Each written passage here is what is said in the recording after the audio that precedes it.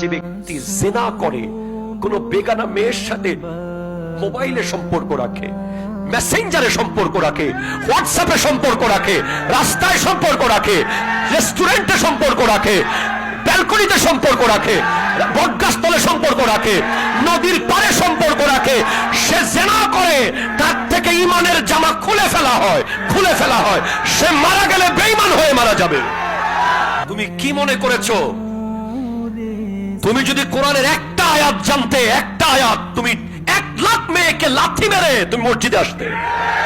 তুমি একটা আয়াতের ব্যাখ্যা যদি জানতে, যদি তুমি জানতে যে আয়াহসাবুল ইনসানু আল্লান নাজমা ইযামা বালা কাদিরিন আলা আন নুসাউবিয়া বানানা। আমার আল্লাহ বলছেন, ওরা কি মনে করেছে আমি ওদেরকে আবার একসাথে করতে পারবো না? ওদের বডি কি আমি জোড়া লাগাইতে পারবো না?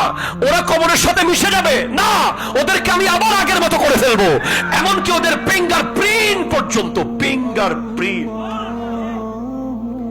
আমরা ওই আল্লাহর বান্দা যিনি 1000 কোটি আঙ্গুলের মাথা বানিয়েছেন 1000 কোটি রকম। তুমি যদি জানতে ইয়াউমা ইয়াকুলুন নাসু কাল ফারাশিল মাবসুস ওয়া তাকুনুল জিবালু কাল ইহনিল মানফুস, অর্থ তুমি জানো না, তাই তুমি গার্লফ্রেন্ডকে ফোন করো।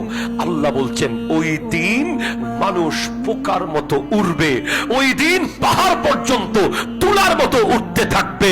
সেদিন এমন হবে ওয়াতাকুনুল জিবালু কালইহনিল মানফুস ফাআম্মা মান সাকুলাত মাওয়াজিনুহু ফাহুয়া ফি ঈশাতির রাদিয়া وأما من خفت موازينه فأمه هاوية